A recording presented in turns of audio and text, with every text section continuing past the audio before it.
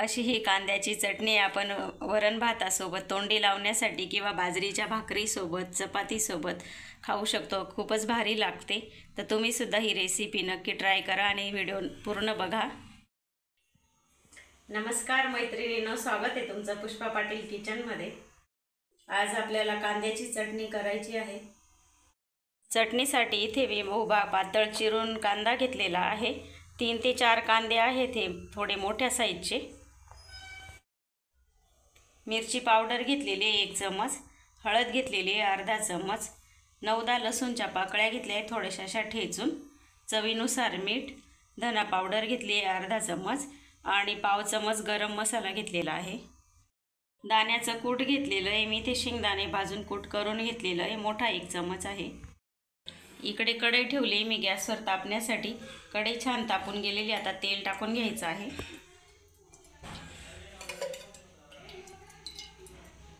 चटणीमध्ये तेल थोडंसं जास्त घालायचं।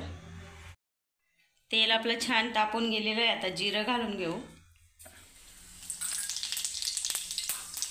जिरं छान तडतडलेलं आहे, आता कांदे टाकून घेऊ।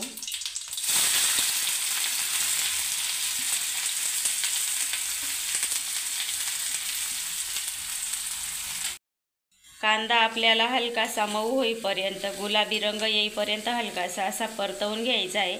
आणि कांदा परतवताना आपल्याला गॅस अगदी कमी ठेवायचा आहे, म्हणजे कांदा छान असा परतला जातो। कांदे छान 7-8 मिनिटं भाजून घेतलेले आहेत आणि छान असे गुलाबी रंगावर झालेले आहेत। कुठेही कांदा लागलेला नाही आहे, सारखं परतवत राहिल्यामुळे असं छान असा कांदा परतला जातो। आता याच्यामध्ये आपण मसाले घालून घेऊ। मिरची पावडर, या चटणीला रंग जास्त आहे, तिखट जास्त एवढी नाही आहे ही। लसूण,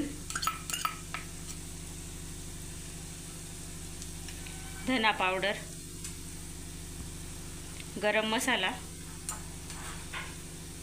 हळद मिक्स करून घेऊ।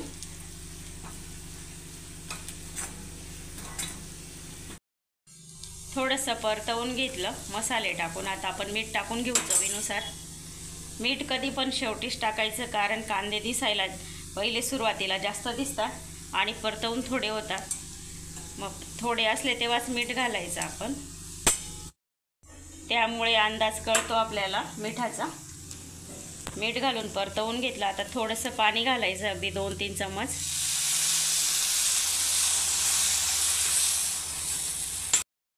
थोडीशी पाणी टाकून परतवून घेतली चटणी। आता आपल्याला झाकण ठेवून द्यायचं आहे आणि 2 ते 3 मिनिटं वाफ काढून घ्यायचं आहे, म्हणजे चटणी छान अशी शिजेल। 3-4 मिनिटं झालेले आहेत, आता आपण झाकण काढून घेऊ। बघा किती छान अशी आपली चटणी शिजलेली आहे।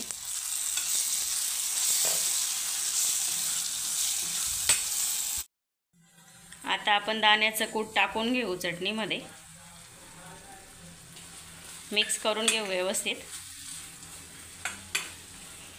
एकदम छान असा सुवास सुटतोय मस्त चटणीचा। तयार झालेली आपली मस्त चटणी 2-3 मिनिटं परतवल्यानंतर। आता कोथिंबीर टाकून घेऊ, थोडंसं परतवून घेऊ व्यवस्थित। कोथिंबीर घालून थोडीशी परतवून घेतली चटणी। आता गॅस बंद करून द्यायचा आहे। तर तयार झालेली चटणी आता आपण एका डिशमध्ये किंवा वाटीमध्ये काढून घेऊ।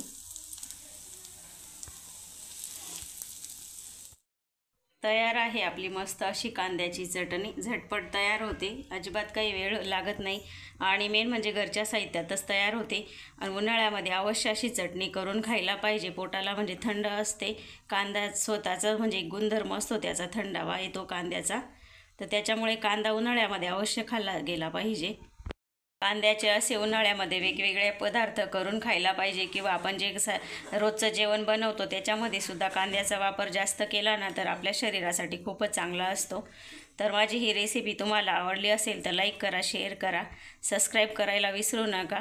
शेजारी जे बेल आयकॉनचं बटन असतं ते पण दाबायला विसरू नका। धन्यवाद।